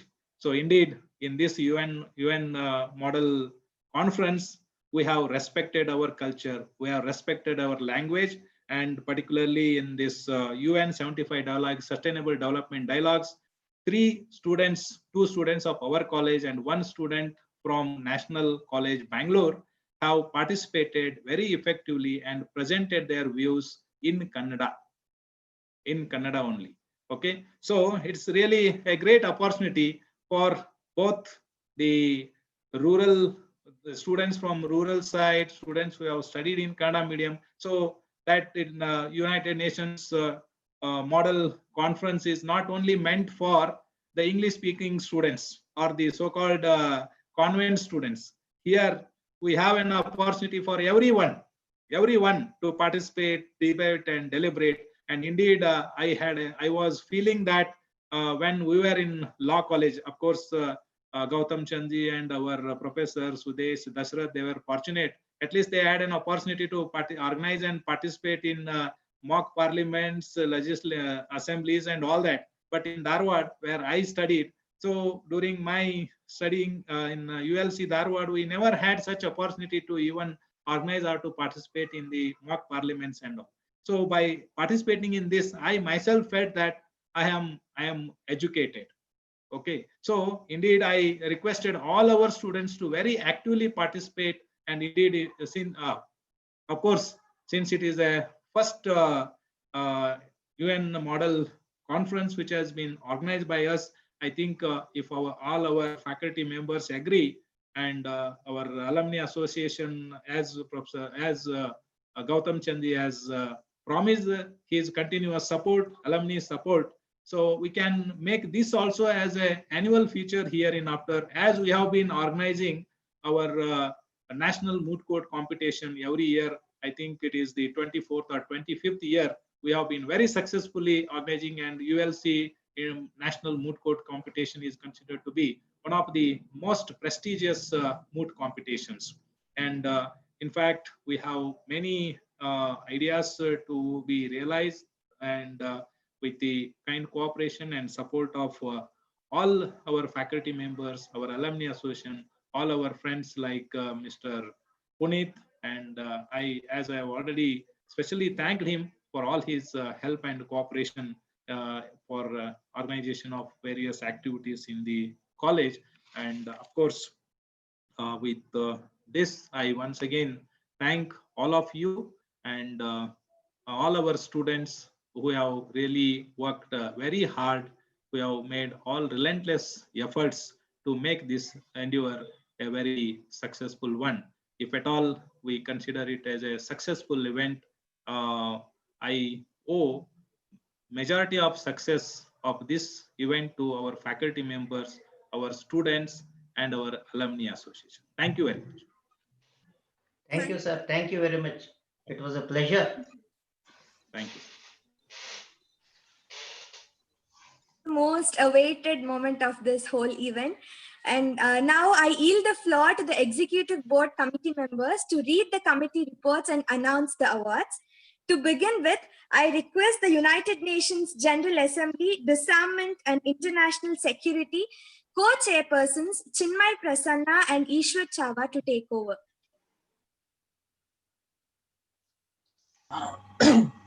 Thank you so much. President Barack Obama said in his speech in the UN, and I quote, "The strongest weapon against hateful speech is not repression, it is more speech." This is something that we all should remember. In times such as now, where there is a great amount of rivalry between nations, rivalry amongst people, a sense of hostility across the globe, diplomacy and the art of speech is the key to a better future, the key for mankind's success. With that, I'd like to begin my speech. Basically, I just want to address about my committee and how good my committee was.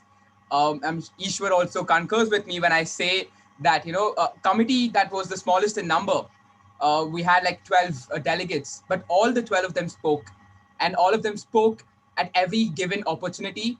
And something that they showed was pure and sheer determination and confidence. They always wanted to be there and speak and give their inputs for a better and a better future. I would like to commend my delegates, and yes, to come to the awards, I'll just start off with the honorable mentions and the special mentions. Honorable mentions in no particular order. It goes to the delegate of Japan and the delegate of Rwanda. Congratulations, delegates. And the special mentions in a particular order. Special mention 4 goes to the delegate of Malaysia. Special mention 3 goes to the delegate of Egypt. Special mention 2 that goes to the delegate of Iraq. And special mention 1 goes to the delegate of New Zealand. Over to Ishwar Chava. Thank you so much. Thank you so much, Chinmay. Firstly, a little suspense before we move on to the next awards. Firstly, I'd like to thank the entire ULC secretariat and everyone for giving me such an opportunity to chair committee. It was an exemplary committee. It started off a little slow, but the pace picked up and the debate was really good. And at the end of the day, we did not even have enough time to discuss the entire DR process. So it was that good. Okay, that's all I'd like to say. I did not wish to continue my speech. Right on to the awards.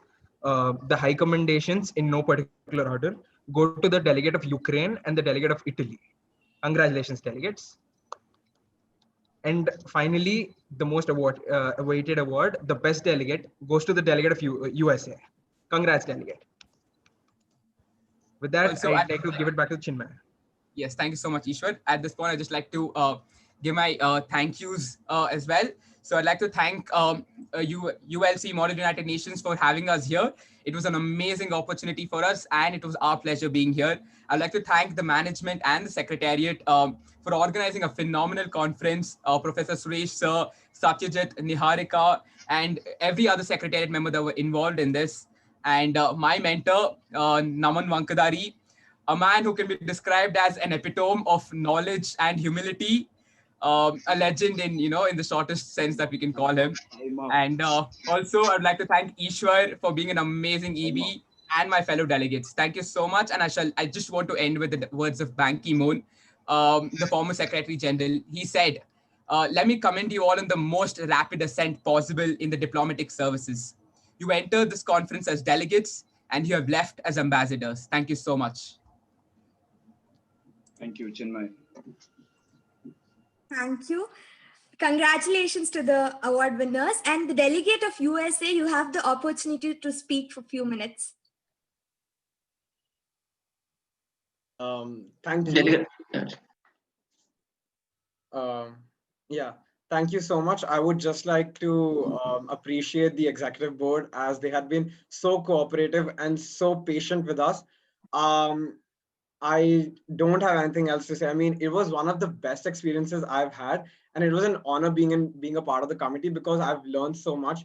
I believe I've grown so much, and I always look forward to being a part of such amazing conferences. And shout out to the entire team of ULC Model United Nation. So thank you once again. Thank you. I now request Mr. Satyajit to read the United Nations Human Rights Council's Best Delegates Award. Okay, just a minute. Please pardon me. I have forgotten to thank our executive board members, particularly Aditya Bhatt, Anusha M, Midar, Chinmay Prasann, Ishwar Chava. As I have observed, almost for the whole 2 days, they have been really judging the presentations with all alertness, and they have spared their valuable time. And thank you very much on behalf of University Law College and all of us. Thank you. You can proceed. Thank you, sir. Satyajit, over to you. Thank you, Siri. Firstly, I would like to inform all of you that Mr. Amitesh Dar, who was the president of the Human Rights Council, could not attend this because of network issues. Okay, Siri. Yeah. So going on to the UNHRC committee, it was organized in collaboration with United Nations High Commissioner for Refugees, and the agenda was regarding countering the toxic narratives about refugees and migrants. And we had ultimately a unanimous draft resolution which was passed by all the delegates present in the committee. Now going on to the awards, we have 3 awards totally. One is special mention, 1 high commendation, and 1 best delegate. So starting with special mention, it goes to the delegate of Australia. And the next award, the high commendation, goes to the delegate of Bulgaria. The best delegate award goes to the delegate of Libya. Thank you so much. Over to you, Siri. Thank you, Satyajit. The best delegate award winner has a time limit of 1 minute to speak. Well, thank you, ma'am, for giving me this opportunity. This was a great conference. I think these kind of conferences are really useful for the simple fact that it not only enables us to learn about global issues, but at the same time it enables us to interact with each other, uh, and it inculcates in us, the values of diplomacy and ensuring that we protect the rights of others and we grow in a mutual fashion rather than just unilaterally. And I would like to thank Dr. Aniruddha Rajput for his fantastic speech and the insights that he gave us about the pragmatic functioning of the UN. Thank you, everybody. Thank you. Next, we have the United Nations Office on Drugs and Crime. And I request the President, Mr. Naman Vankadari, and the Vice President, Mr. Anurag, to take over. Must mention, Siri, that equivalent to ours or kind slightly more significant amount of work was done by Purnashri as the rapporteur of the committee, and though and she was really phenomenal. I would, with the permission of the dignitaries, Purnashri, if you could give the first remarks, we shall be really grateful. Thank you very much, sir. So firstly, it was my greatest privilege to be a part of the Secretariat and to serve as a rapporteur in the committee in Model United Nations conducted by University Law College. And firstly, coming back to the functioning of UNODC committee, it was fantastic. And also considering the fact that the MUNers were first timers and they were really active throughout. And also considering the fact that they were able to derive solution to all possible solution to all the problems which cropped up during the discussion. And obviously it was a very successful committee. And the major key takeaway from the event as a whole is a language, our accent is never a barrier to it's never a barrier and a hurdle to our freedom of expression or anything. So considering this, it's been a very great learning experience to the EB executive board members as well, and all the delegates. So kudos to everyone and all the best, delegates. Over to you, Anurag, sir. Well, I personally feel that there is nothing for me to give a speech after listening to some amazing speeches by amazing stalwarts over here and some amazing dignitaries on the dais. So rather than calling it a speech, I would just call it a thank you note. I have a few thank you notes to give off before going to the awards and leaving to Naman sir. First of all, I would like to personally thank my mentor Naman sir for giving me such an amazing opportunity among stalwarts like Chinmay sir, like Chinmay, Ishwar, Anusha ma'am, and Aditya sir, and you also. So I really have nothing to say. It was just amazing to watch all the first timers and the delegates to perform so well in the committee and coming to such amazing solutions. I also thank the entire secretariat and the faculty of University Law School, Model United Nations for this amazing opportunity. And over to you, Naman sir. Thank you. So a very small story, not to make it very vast. So it was a dream of an 18-year-old boy in the year 2015, and when he did his first Model UN conference, and then it was just a dream that he followed, and now we are in 2020, and he appears before you as the president of University Law College Model United Nations Conference. So this is my small story, taking a leaf out of my small booklet, ladies and gentlemen. A boy who did not know to articulate in proper English, a boy who did not know that wind exists beneath his wings, stands before you as the president, and his first Model UN conference was when he was in the law school, and he's here today and speaking ahead of you. Considering that this conference has a lot of first timers, this is my story, and if MUN has had the smallest of impact on you, this is your conference, and I magnanimously thank the entire management of University Law College for giving us this permission. And the secretariat, it is a blessing to work with, because I've been in this industry for 5 years, but I've never seen a more professional, more dedicated, and a more enthusiastic teams, or to all the midnight meetings which went up till 4 in the morning, to waking up at 6 in the morning. If that is the amount of effort that is put, University Law College Model United Nations Conference is the result, ladies and gentlemen. And adding more fire to fury, I am incredibly blessed to have the executive board who are the best in India, be it Anusha or Aditya Bhatt, Chinmay Prasanna or Ishwar Chava, Anurag Dvibasyam or Amitesh Dar. Everybody, I am incredibly blessed that the best out of the various parts of India were brought together, and University Law College symbolized its values of diversity in lies our strength, and we don't just tolerate diversity, but we celebrate diversity as envisioned by the framers of the Indian Constitution. Well, coming to the committee feedback, what needs to be spoken has been spoken in the committees. So I wouldn't want to take much time, and I would quickly want to move to the awards. And coming to the honorable mentions of not just my committee, but all the committees, this is a good news for all the delegates. Honorable mentions will be given a certificate, unlike other MUNs where verbal mentions just earn you an applause. We don't believe in verbal mentions, but we believe in, if you have given your hard work, we believe in certifying that, and all the honorable mentions will be certified. And for my particular committee, delegate of Finland, delegate of Qatar, delegate of France, delegate of Thailand, delegate of Palestine, delegate of Russia, delegate of Germany. This is the honorable mentions of the committee. You will be getting your certificates shortly, and to all the committees as well, and to all the moderators, and to each and every one of you all. Thank you for giving me this phenomenal opportunity to serve as the second president. And over to you. Jai Hind, Jai Jagat. Over to Anurag for special mention awards. Yes, so now I will be announcing the Special Mentions Award. So there are 2 Special Mentions Award won by 4 people, and the Special Mention Awards are in a particular order. So the Special Mention 1 award goes to the delegates of Denmark and Lebanon. Congratulations, guys. And the Special Mention 2 award goes to the delegate of Saudi Arabia and the delegate of United Kingdom. Congratulations, guys. And with this, before leaving to Purnashri, I, Vice President of UNODC, signing off. Thank you, sir. Now I would like to announce the awards for the Best Delegate and High Commendation. The High Commendation goes in this order. The first High Commendation goes to Delegate of Czech Republic. Congratulations, Delegate. The second High Commendation goes to Delegate of People's Republic of China. Congratulations, Delegate. And the most awaited, the Best Delegate Award goes to Delegate of USA. Congratulations to all the winners.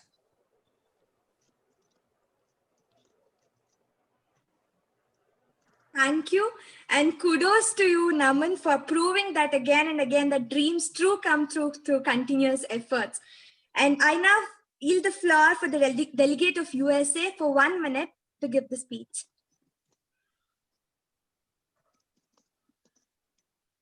Am I audible? Yes, sir.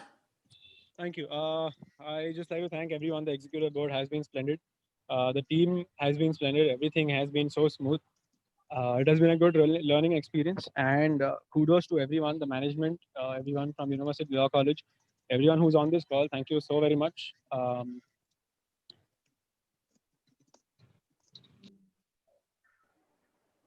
Thank you.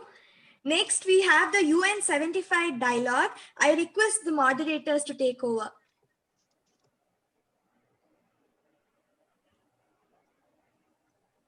I think he has to be unmuted. And ladies and gentlemen, presenting to you one of the best committees of the ULC MUN, a flagship committee. Thank you. Over to you. I think it was not planned even. Okay, thank you. Am I audible? Yes, yes, Rahul. Okay.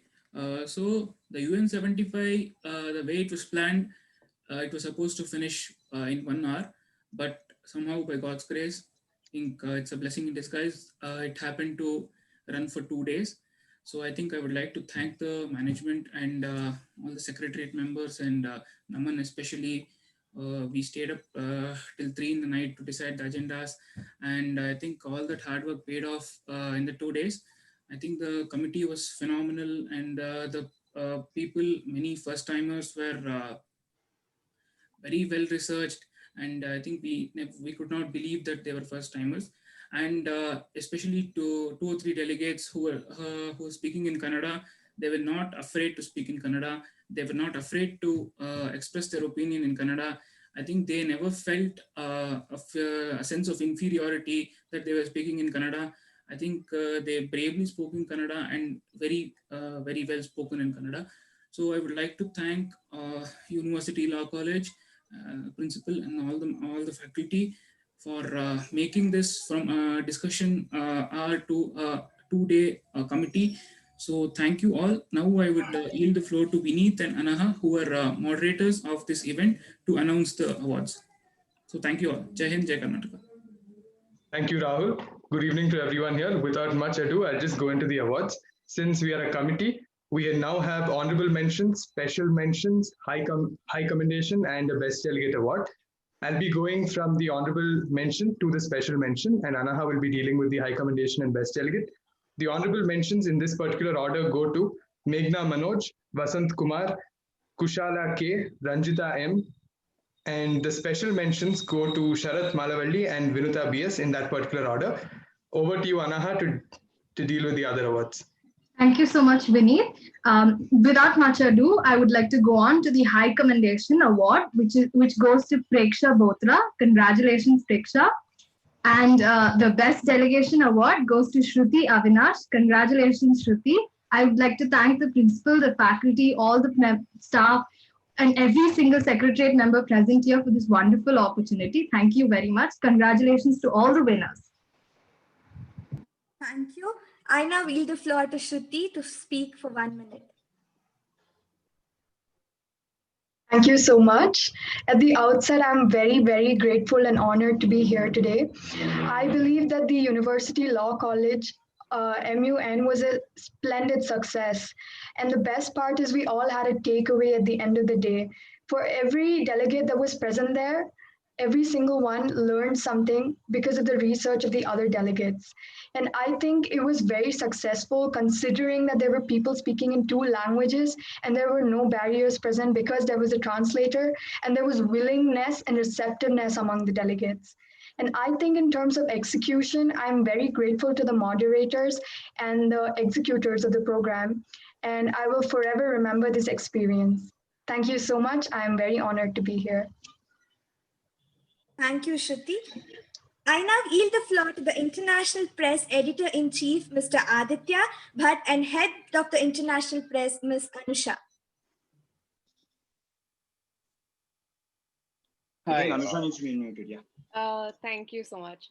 So to begin with, it has been a great privilege to be part of the executive board of this MUN.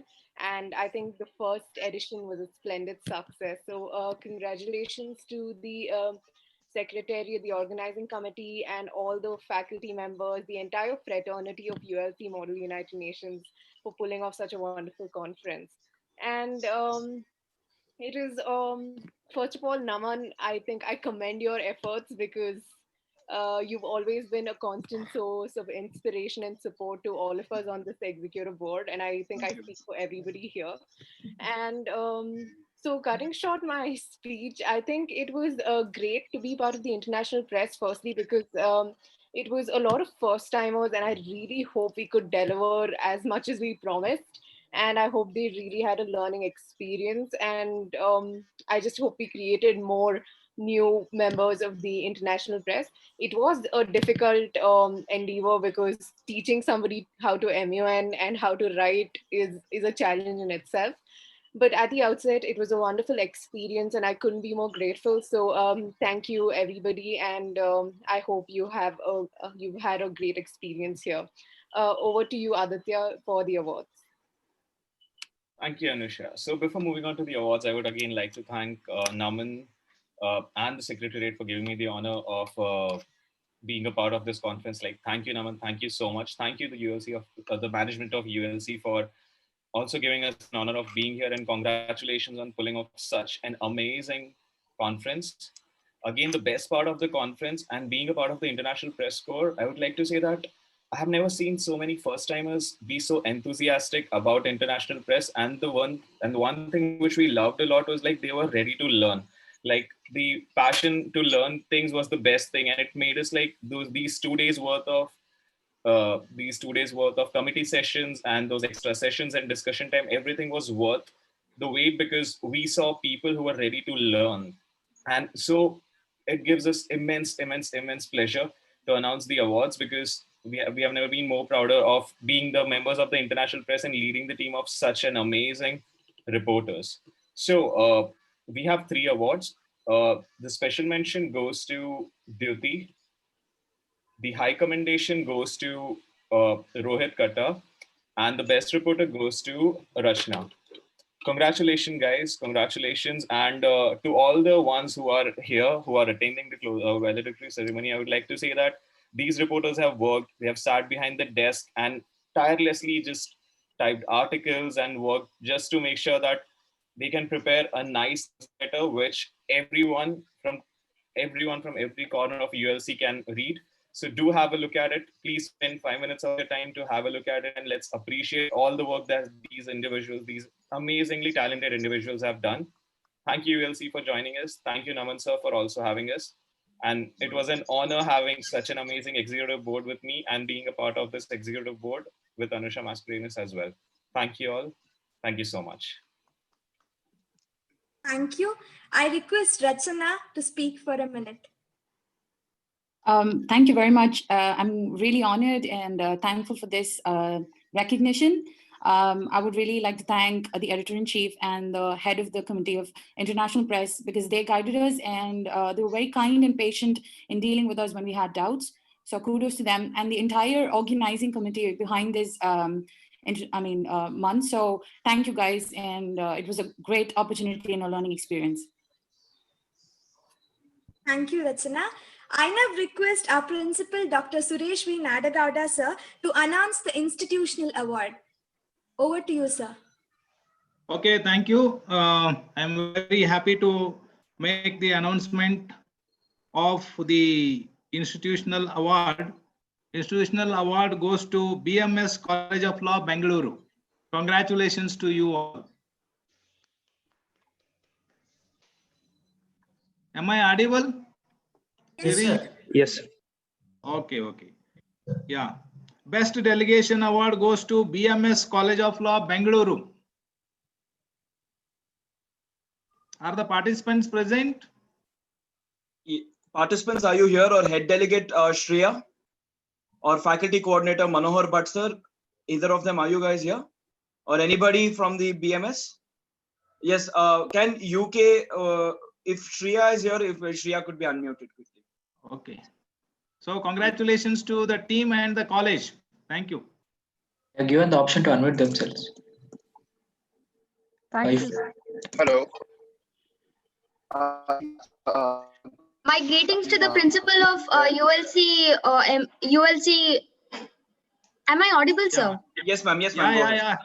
Congratulations. Hearty congratulations to you and the Thank you so institution. much All of you. Yeah. Thank you so much on the behalf of me and my team, sir. Okay, good. All the best. Keep it up. Thank you, sir. It was a wonderful experience here at MUN for being first-time MUNers from our institute. Thank you very much, sir. Thank you. Congratulations to all the participants. I'm sure all of you have gained immense knowledge taking part in the ULC Model United Nations Conference. I now request Dr. N. Satish Gowda, sir, Senior Assistant Professor, University Law College, to thank everyone by his vote of thanks. Thank you, Sri. Thank you. A very good evening to all the distinguished dignitaries, guests, members of the faculty, students, and participants present in the University Law College Model United Nations Conference 2020. Preparing and participating in a Model United Nation helps students to develop leadership skills, research, writing, public speaking, and problem solving skills. Moreover, coming up with a solution that are acceptable to a majority of the representatives also inculcates skills of negotiation, conflict resolution, and cooperation. Further, Model United Nations Conference is an ideal way for us to take academic challenge and improve our professional skills, communication skill, and global acumen. Hope these 3 days exercise and effective participation in MUN conference, and particularly the traits inculcated, will serve students and participants well in their future academic endeavors. I am really honored to propose the vote of thanks at this valedictory session hosted by University Law College, Bangalore City. We are very fortunate to have on this occasion Dr. Aniruddha Rajput, member, United Nations International Law Commission and consultant, Public International Law and International Arbitration, for gracing the occasion with his erudite presence. Sir, we are highly grateful to you for delivering an informative and thought-provoking valedictory address. I extend our heartfelt thanks to you on behalf of Bangalore City University Law College for gracing the occasion. Thank you, sir. The Registrar of Bangalore University, Srimati Jyoti Madam, IAS officer, could not join due to some technical problem. In her absence also, I thank Madam for her help and support to organize this wonderful event. I also thank Sri Gautam Chand, SF Sir, President, Karnataka State Bar Council Law Academy and University Law College Alumni Association, Bengaluru, a well-known personality in the Bangalore Bar Association and is a great well-wisher of University Law College. Thank you, sir, for gracing the occasion and rendering your meaningful address. I express my heartfelt gratitude to our beloved principal, Professor Dr. Suresh V. Nadagowda, sir, who is a well-known academician and an able administrator. We are highly indebted to our principal for his constant support and guidance for all our endeavors. Sir, I profusely thank you for presiding over the program and giving valuable president's remarks. My special thanks to Professor Dr. V. Sudesh, sir, former. Thank you, sir. My special thanks to Professor Dr. V. Sudesh, sir, former Principal, Dean, Faculty of Law, and Professor Dr. N. Darshan, sir, Chairman, Department of Studies in Law and Dean, Faculty of Law, and co-directors of this conference for their constant support and for providing a stimulating environment to work the best of our abilities. Thank you, sir. I also extend my gratitude to Dr. Jyotish Nath and Dr. Chandrakanti Madam, senior faculty members, and Srimati Shivkumari Madam, librarian, for their support in facilitating for the smooth conduct of this event. The event would be meaningless without the presence of exuberant participants from far and near. We thank each and every one of you for your active participation in the Model United Nations Conference. Lastly, I would be remiss if I don't mention our ULC MUN Secretariat Students Team, Naman, Niharika, Satyajit, Ajit, Vinay, and all students' friends who have worked day and night to make this conference grand success. Sorry, I forgotten to mention our own friend. I thank Dr. Punit sir, Associate Professor, Center for Law and Governance, Jawaharlal University, for his support to invite today's chief guest, Dr. Anirudh sir. Sir, thank you again for gracing the occasion. Thanks to all the dignitaries, faculty members, professionals, non-teaching, research scholars, students, media for your active participation in this conference. Thank you one and all. Good night. Thank you everyone for all the support, help and guidance. And congratulations to all our students. Thank you, sir. To the principal, student organization. Thank you very much for all the support and guidance. Thank you, Dr. Satish, for thanking all of us. Thank you. Okay.